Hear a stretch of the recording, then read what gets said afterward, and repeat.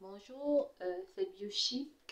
Je tiens à vous faire un petit bref rappel sur comment faire une consultation, une fiche de consultation et comment traiter une peau grasse à séborrhée rectentionnelle.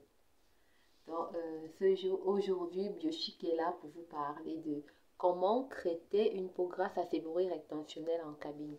Bon, les dames, les filles, la présentation d'une fiche de consultation est tout simplement, vous prenez tout simplement une fiche, vous l'écrivez, ou bien vous avez pris la peine d'écrire fiche de consultation, vous prenez, après vous mettez les produits utilisés. Après la fiche de consultation, vous écrivez le nom de la personne à consulter, vous mettez son numéro de téléphone, vous mettez son âge, après vous mettez les produits utilisés. Après, vous mettez l'examen visuel. Après, vous mettez l'examen palpatoire. Après, vous mettez la conclusion. Et après, en bas, vous mettez l'objectif d'un soin. Et après l'avoir mis en bas, vous devez mettre maintenant le déroulement d'un soin. Bon, c'est ça. C'est comme ça qu'on présente une fiche de consultation lorsque vous avez des personnes qui viennent vers vous.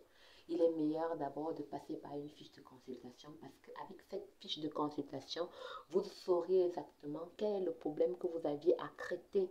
Vous n'allez pas demander à la cliente de venir s'installer, même si la cliente est pressée.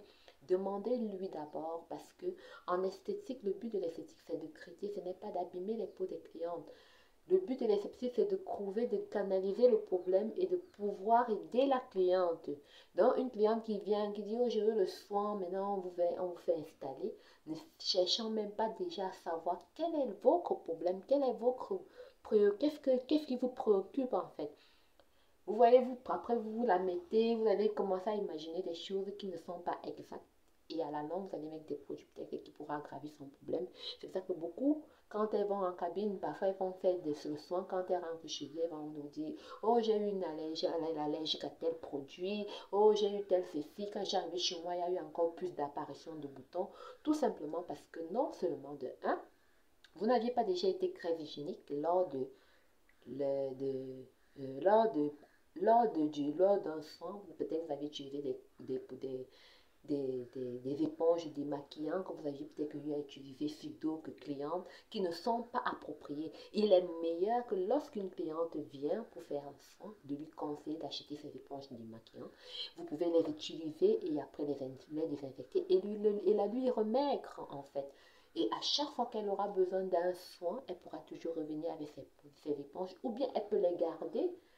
Vous pouvez fidéliser la clientèle et la garder et utiliser ces soins, ces éponges sur elle. Et quand les éponges sont usées à plus de 4 à 7 séances de soins, il est meilleur de rechanger. Il faut tout simplement expliquer cela à vos clientes. Maintenant, alors, moi, je suis en principe, mon thème d'aujourd'hui, je voulais vous parler de comment traiter une peau, comment savoir qu'une peau est une peau grasse à séborrhée rectentionnelle. Un objectif de soin, quand on se présente un objectif à un examen visuel, pour savoir qu'une peau est une peau grasse à séborrhée rectentionnelle, il faudrait tout simplement déjà d'avoir un examen visuel. Lorsque vous voyez peut-être que la personne a un teint terne et brouillé, après peut-être la personne a une peau luisante, avec présence de comédons, comprenant des comédons et des boutons. Oui. Quand il y a présence de comédons et de boutons, ne confondez pas la peau grasse rectentionnelle, la peau grasse séborrhée rectentionnelle et la peau acnéique. Parce que la peau acnéique est autre chose. Il y a parfois des personnes qui ont des peaux acnéiques qui arrivent en institut. Le visage est lisse, elle est comme mon visage. Mais lorsque vous passez à l'extirpation du comédon, c'est là que vous rendez compte que cette personne a vraiment un problème. Donc la peau grasse n'est pas la peau acnéique. La peau acnéique, c'est déjà un autre problème de peau. Ne confondons pas. Parce que généralement, quand une dame vient, au lieu que vous l'expliquez exactement quels sont les symptômes de la peau grasse et de la peau acnéique et en fait, de la tumeur, enfin, bref, de la méla, de, comment je dis, Comment se crée la peau grasse acéborée rétentionnelle et la peau grasse acéborée fluente? Parce que c'est deux types de peau. Et maintenant, comment se crée lorsque vous avez un problème de peau avec acné? Parce que l'acné également a d'abord un type de peau très précis. On peut avoir une peau acnéique, on peut faire de l'acné cutané, mais on a d'abord un type de peau. Un type de peau.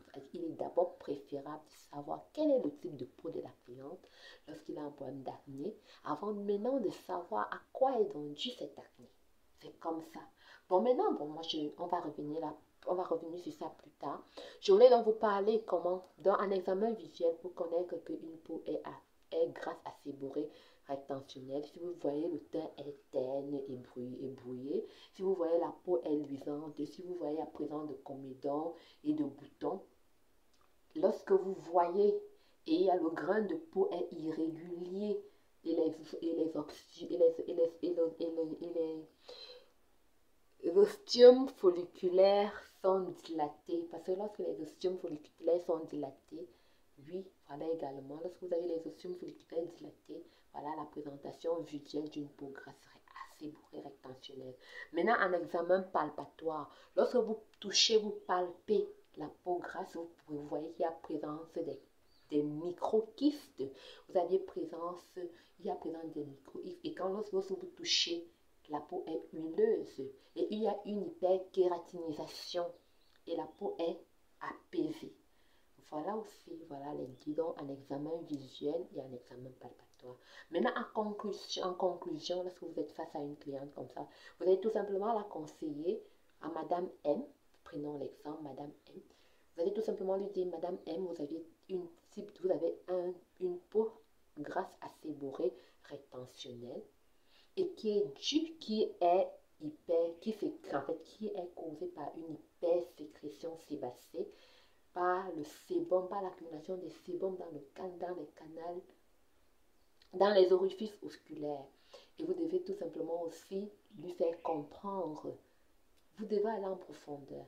Maintenant, l'objectif d'un soin, vous pouvez lui montrer peut-être quels sont les produits qu'elle pourrait peut-être utiliser plus tard.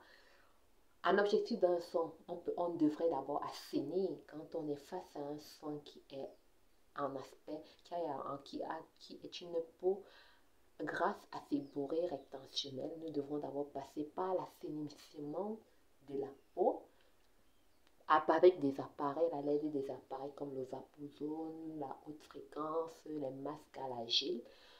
Après, maintenant, vous passez par l'hydratation avec les produits hydratants. Après, vous passez par la normaliser parce qu'il faut, après que vous l'aviez hydratée, il faut la normaliser avec les kératorégulateurs en fait. On normalise une peau avec les kératorégulateurs. Après cela, vous pouvez maintenant la protéger avec les produits protectrices, avec une crème protectrice.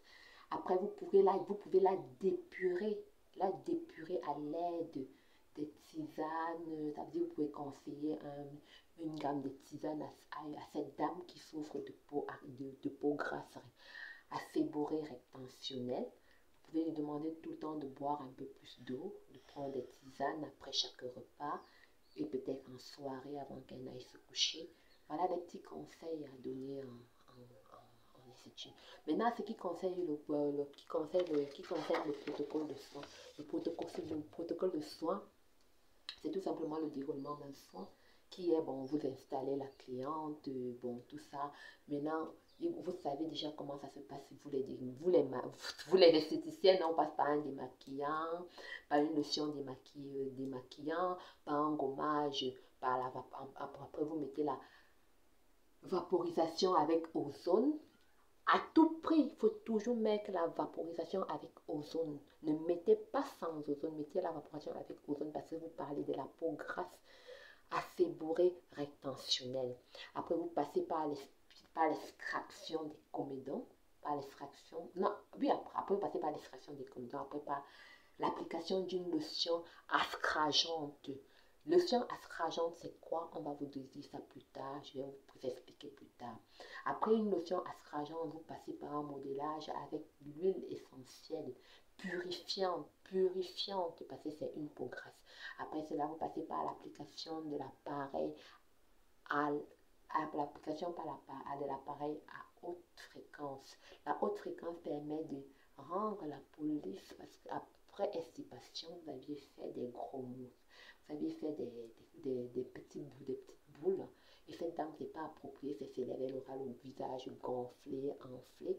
C'est pour cela qu'on utilise la haute fréquence pour atténuer en même temps, ça lubrifie encore le sébum que vous n'avez pas eu la peine de bien extraire. Ça permet que ce sébum-là puisse lubrifier et ça puisse mieux surgir sur le visage et sortir. Après cela, donc, vous passez à l'utilisation du masque purifiant et après l'utilisation du masque purifiant, vous pouvez faire la purification à froid, ça dépend. Si vous aviez le temps, vous pouvez rapprocher aussi, mais voilà le protocole d'un bon soin. Après cela, vous passez à l'application de la crème protectrice. Et après, vous pouvez donner un conseil à votre cliente de venir faire des soins peut-être. Il est meilleur de faire des soins peut-être 1 à 2 fois par semaine et de boire de boire une tisane. Bon, bien, j'ai été très heureuse de vous partager cette vidéo avec vous.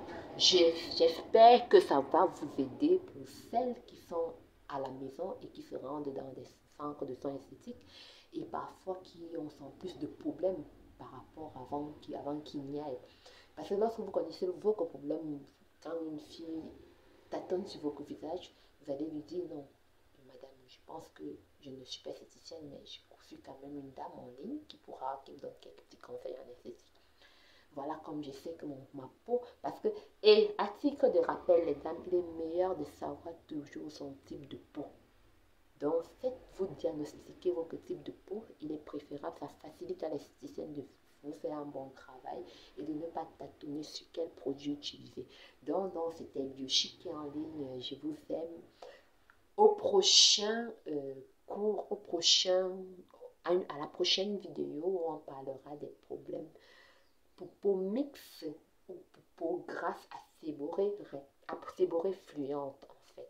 Asséborée fluente et après nous allons parler des problèmes acnéiques. C'est vrai que plus tard j'ai lancé que depuis j'ai dit que je parlerai de l'acnéique mais je n'arrive pas à avoir le temps parce que c'est tellement long. L'acné a tellement des étapes et des étapes, c'est tout un chapitre. Je préfère d'abord passer par les différents types de peau et plus tard je vous en parlerai des tumeurs de la peau et à quoi cela est dû. Et au prochain cours à vous, au prochain petit conseil, parce que je ne suis pas là pour vous donner un cours, je vous donne tout simplement des petits conseils qui devraient s'appliquer en soins esthétiques. Donc, c'était Biochic à l'appareil. Bye, bye, bye. Biochic vous aime. Suivez-moi sur YouTube, Biochic. J'aimerais tout simplement que vous me likez pour m'encourager. Bonne journée à vous. C'était Biochic qui vous aime.